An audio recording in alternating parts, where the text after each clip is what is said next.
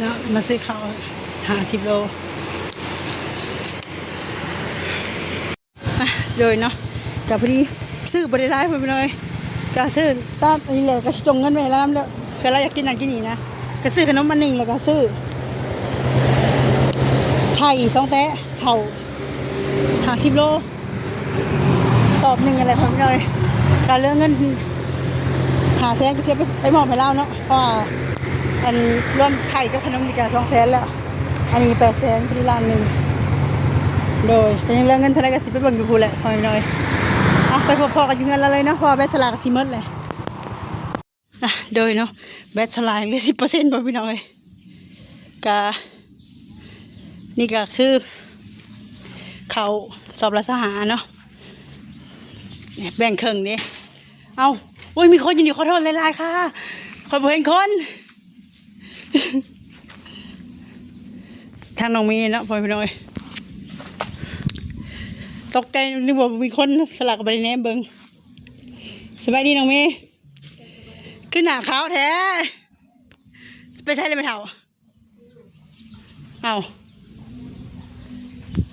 โดยเนาะสลักยังมาทานกินเขาอะซื้ออันนี้มากินไปเบิ่งรถพอพี่น้อยสภาพกาคือเบิ่งในหูก็คือว่ายังใหม่เนี่ยเนาะแต่ว่าเบิ่งตัวจริงป้าเนาะกับบริตัวยังแม่เด้อสลายอยากได้รถอีหลีพ่อพี่น้อยบ่มีรถขี่นะแต่ไปเบิ่งกับบ่ฮู้ว่าติดได้หรือบ่เพราะว่าคนที่ว่าถือกระแจรถบ่อยู่รถจะจอดไว้แต่หญ้าบ่ทันโป่งจนหญ้าโป่งเต็มหมดเลยคันละ2 ล้านปลายบ่หามันรถได้บ่รถบ่ได้อีกว่ะโอ้ยสลาว่าถ้าเป็นแบบนี้ซื้อจักรมาใส่รถคันเก่าสลาบ่ดีกว่าบ่เนาะจักรใหม่ๆเลยโอ้ยแบตก็สิหมดเลยไม่เท่าไม่เท่าตกใจน้องเมย์บ่เห็นว่าเพิ่นนอนนี่สบายดีเด้อมือดึกคือเลยโทรศัพท์กะเหลือ8%เอาใช้สาวบ่ได้ถือเด้อแบตยังเหลือ8%พ่อพี่น้องก็บ่ฮู้ว่าสิได้ฮอดพอดีซื้อข้าวกับไข่กับอันนี้อันนี้เฮาซื้อมาแต่ซำนี้แล้วก็เหลือเงินมาให้เจ้าหั่นน่ะให้เจ้าไปซื้อกินเองข้าวก็โล16,000เนาะ800,000เลยได้สอบหนึ่งเนี่ยอันนี้200,000นี่รวมทั้งหมดนี่ก็ยังเหลือเงินมาให้อีลาไปซื้อขนมกินเองเพื่อเสียมาได้โอ้หัวเอ้ยดีใจใช่บ่ดีใจแล้วมาแบกเอาข้าวไว้ฮะมาถ่ายแบกเอาเด้อมาไว้มึงยังจัก%ก็โอ้ยผมไม่พี่น้องถ่ายหัวไซเดนนี่เนาะว่าแหลมมาเถือเอาไข่มาพี่น้องมาไปดิเข้าเอาได้บ่ตัวเอาจับไปนี่ให้ทางน้องประจำให้อย่าไปในกลัวอะไรเขาสิทับเจ้าจังเลยให้เห็นคนที่ไม่เบิดเทสแต่ลุมหัวเห็นข้อขาดเลยอย่าปีกให้ฮัสดีจับกล้องให้เจ็บจับกระจายดีลองยืดทึ่งเลยวันนี้โอ้ยผมเป็นพี่น้องเลยเป็นอะไรมาจากไหนสอบแล้วต้องหาโลได้ไหมเถ่าโอ้นักเด้อเจ้ายังไม่ได้ถอดเลย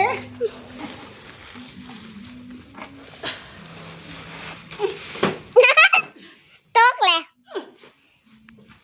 ไปตกแล้วป้งแล้วนี่ฮะอย่าถับคนโอ้ยอะไรแล้วเอาเทียนจะได้ไปดิโอ้โหเก่งเลยโอ้ว้าวจะเอาไปได้เฉยโทรศัพท์กูมึงเขาเก่งเลยสมก็อยากได้อีกเนาะสุดยอดสมก็อยากได้อีกเลยบริษัทให้งานเด็กหน่อยเด้อพ่อพี่น้องประเดี๋ยวเองก็หยอกคนสิป้อเก่งเลยพ่อพี่น้องเลยสุดยอดเลยยกโป้ให้เลยเมื่อยบ่ลูกหอบไปเติมโอ้คำบริสุทธิ์ซอยเขาตายเลยนี่เนาะไม่ได้แม่ยังหอบที่ตายเลยเนี่ยป้าก็ไปแป้งกันรถพอเท่าแป้น้ำเมาใช่จ้ะโอ้ไปให้เพิ่นก็ได้ผักเนาะสอบทหารเลยหลากมาเซ้ยเลยบ่เมื่อยอีกชั้นเลยได้บ่นี่ค่ะ อย่าซันแล้วบ่ซันแล้ว มาทั้งนี้ เที่ยวซันแล้วนะนี่สิเบิดแบตเลยใช่จักเปอร์เซ็นต์วะ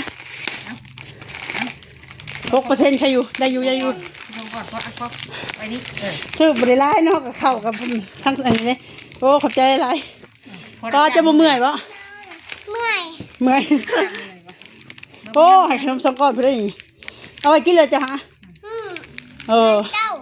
เจ๊เด้อแม่ไปใช้แล้วมื้อนี้ให้แม่ บ่ได้ เมื่อวานนี่จะบอกให้ไปไหนไปหลักนอนอยู่ในล้อเขาไปถ่าย2เทื่อเขาบ่เข้าโทรศัพท์เขาเลยบ่แม่นว่ามันบ่เข้าดอกมันบ่ได้บ่มิกเลยนะจักไปใส่คลิปที่ถ่ายพุ่นน่ะ2เทื่อถ่าย บ่มีคลิปบ่ขึ้นบ่ บ่ขึ้นเลย แต่เก่าจะถ่ายที่ขึ้น อันนี้ถ่ายแหละบันทึกสิลงแบบบ่เห็นบัดนี้เฮาเลยว่าถ่ายใหม่โมบ่ขึ้นว่ะมันบ่เห็นเจ้าซ้ำอยู่นี่ค่ะหายไปเลยคลิปค่ะ ก็เดี๋ยวมันก็นั่งถ่ายให้ถ่าย มันก็นั่งว่ากับเฮานี่แหละก็ถ่ายในคลิปค่ะแต่ว่ามันบ่มีในคลิปมันบ่เห็นเลยนะคลิปก็หายไปเลยนะถ่าย2เทื่อก็หายไปเลย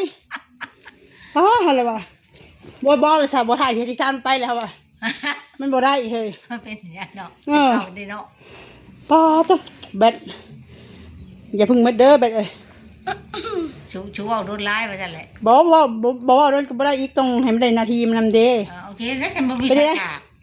ดีใจบ่ไม่เท่า ดีใจแล้วว้าว เอาหอบแล้ว ใช่น้อยหรือใช่หูน้อยหรือหูใหญ่ ใหญ่ โอ้ยแล้วหูใหญ่พอเบิ่งก่อนค่อยนี่ ได้อยู่ไม่เท่าได้อยู่ ได้อยู่บ่เดี๋ยวบ่ได้ ได้อยู่ต่อใส่กันกับอันที่ไปซื้อเขาเลย เขาก็ดีใจ เงินกันทำเงิน70เอาอยู่ในเมืองรอบนี้ก็ได้ล้านหาก็ซื้อเขากับอันนี้มาไปล้านนึงเหลือ500,000เขาก็ขึ้น ดีใจเลยได้กินน้ำ เอาไปสอบเลยเพิ่นว่าเพราะว่า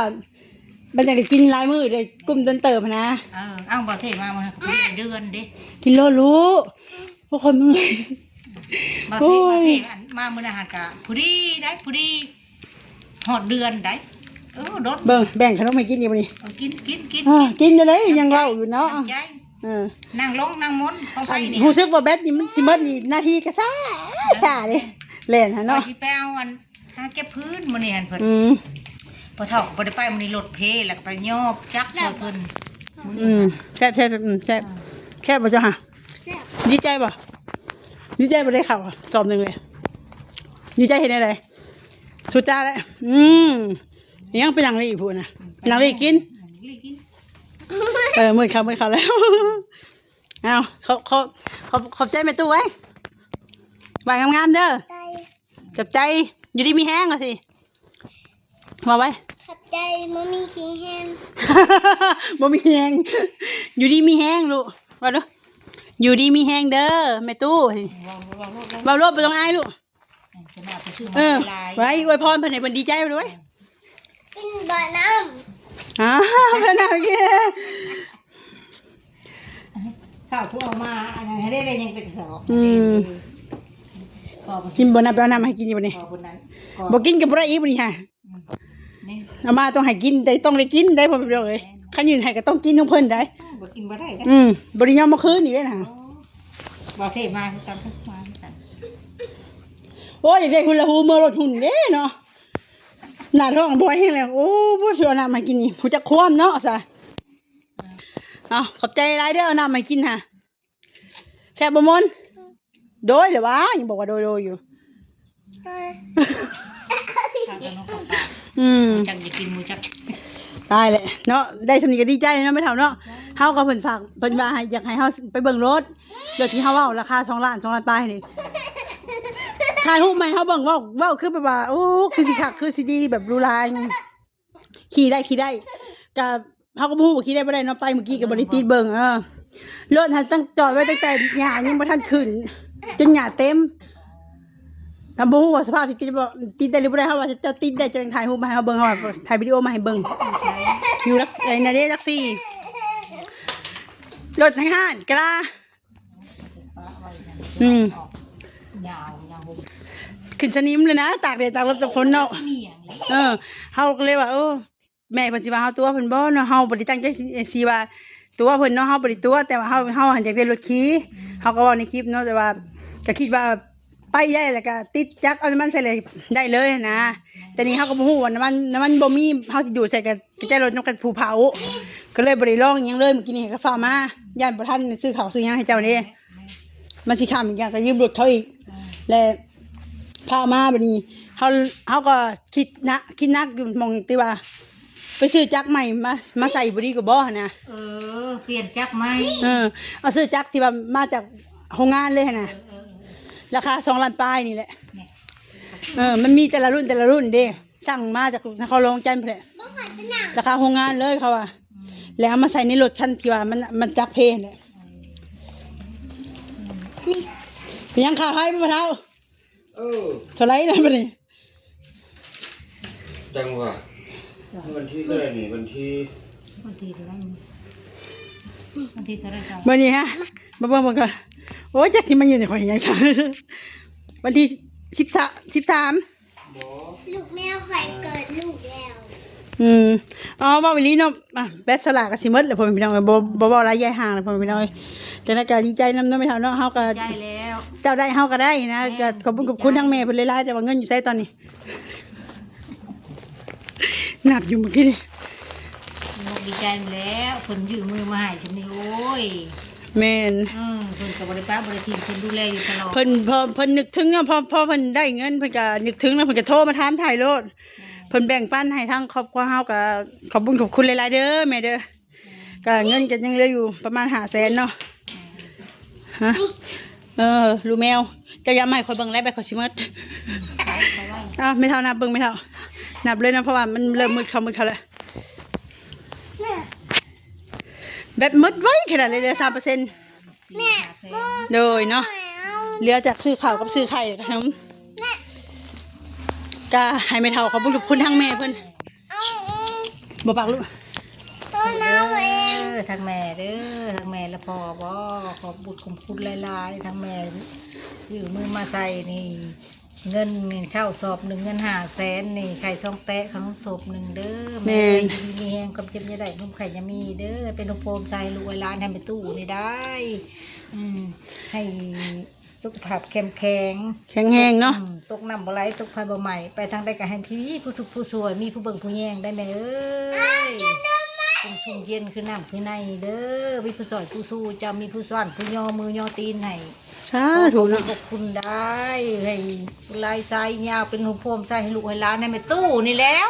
แม่น เพิ่นกับบริป้าบริทิมเด้เพิ่นยังมาดูแลเด้ แม่น ยืมมาใส่ บ่เท่กับเซาหล่าเปลี่ยนกันอยู่บ่พี่น้อย มาในทั้งนั่งหลางการเป็นสะพานบุญให้ขอให้อยู่ดีมีแรงความเจ็บอย่าได้มีใครยืมเท่าไหร่เด้อ ความเจ็บเฮาบ่อยากเอ่ยถึงหรอกเฮาขอให้แต่ว่ามียอดวิวปังๆพอได้เยี่ยมครอบครัวนะ ไป โดยเนาะ แม่กันให้ร่ำให้รวยดีๆปังๆไปเด้อ พ่อแม่เพิ่นสุขภาพแข็งแรงเพิ่นมีเงินมีคำเพิ่นบ่เคยปาบ่เคยถิ่มเมา แม่น โดยเนาะ ดีมุกดีใจเลยแม่ตู้ก็ดี เพื่อจะออกเก็บ ได้ เธอออกแล้วนี่ ได้ของกินได้ข้าวกินแล้วดีใจ โดย แต่เป็นอ้ายอยู่ เช่นได้ ไปสมัครน้ำเจ้านี่แหละท่านโดยค่ะขอบคุณทั้งแม่หลายๆเด้อที่แม่ตาครอบครัวสละแล้วก็ครอบครัวน้องน้ำมนต์เนาะทั้งแม่ตู้นำก็ขอให้แม่อยู่ดีมีแห้งสุขภาพเข้มแข็งปราศจากโรคภัยไข้เจ็บเงินคำไรมาเทมาเด้อแม่เด้อบ่ว่าสิขึ้นเงินลงใต้ก็ขอให้ตลอดปลอดภัยแม่สุขกายสุขใจแล้วก็ให้เงินคำไรมาคือสายทานน้ำใจที่แม่มีให้กับครอบครัวสละแล้วก็ครอบครัวคนทุกอย่างตลอดปีตลอดไปนี่เลยแม่สา มีแต่ ธุ เงินแต่ทองให้ร่ำลื่นขึ้นไป เอาคลิปนี้ก็สลากกับบ่เว้าหลายยายห่างนะเพราะว่าแบตยังเหลือ 1% เลยเอาคลิปนี้ก็ขอกล่าวคำว่าสบายดีเด้อสบายดี ไปดีกว่านั่งน้ำมนต์ผูกนกปะปินตา อยู่ดีมีแห้งเด้อไม่เท่าเด้อ โดย ขนมแบน ใหญ่ๆกับอยู่ดีมีแรงคือกันเด้อ โดยเนาะ ใจเวลาดา เราก็ฝากให้เฮา150ให้เจ้า70เพราะว่าอยากให้เฮาได้มีรถขี่นะตั้งซอยเฮาเลย แต่ว่ามันก็บ่เป็นอย่างที่คิดเนาะเพราะว่าเบิ่งสภาพรถไปเบิ่งตัวจริงอีหลีก็พอแล้วซื้อจังมาใส่ดีกว่า แม่นแหละ ไปกันเด้อบ๊ายบาย แต่นี่ไปบอกแมวนี่บ๊ายบาย ที่เฮาว่าพญาวันในคลิปก็คือแบบว่า คิดว่ามันสิขี่ได้อีหลีได้แต่ว่าเขาบ่คิดว่าสิตั้งแต่หญ้าบ่ทันขึ้นหญ้าขึ้นจำไป พ่อมันได้ช่องปีหรือบ่ จักบ่ฮู้แต่ว่าจนในนี่เนาะเอาไปเลยไม่เท่าเอ้ย โชคดี โดยแบตหมดแล้วบายโดยนะครูพามื้อนี้ใครเนี่ยจะว่าฝนบ่ตก แม่ก็ซักเครื่องซักมุ้งซักงานหน้าผ้า โดยน้ำก้อนก็เปื้อนเลยไปเลยไปเถอะบ๊ายบายบ๊ายบายเอามันไม่เข่าข่อยหาข่อยเอามันไม่เข่าข่อยงงลากมาอีกสิงห์เด็กน้อยแค่ผู้เก่งขนาดนี้ฮัสดีเนาะ ชมวายมัดเก่ากินได้ไหมเอ้ยตายเลย แม่ก็มามื้อวานนี้ไปเลยมื้อนี้ถ่ายคลิปบ่ติด มันบอลเนาะ มันก็มาขาย บ่ฮู้กันเลย แล้วก็ ไปเลยพ่อพี่น้องเอ้ยเขาก็คำว่าสบายดีเด้อ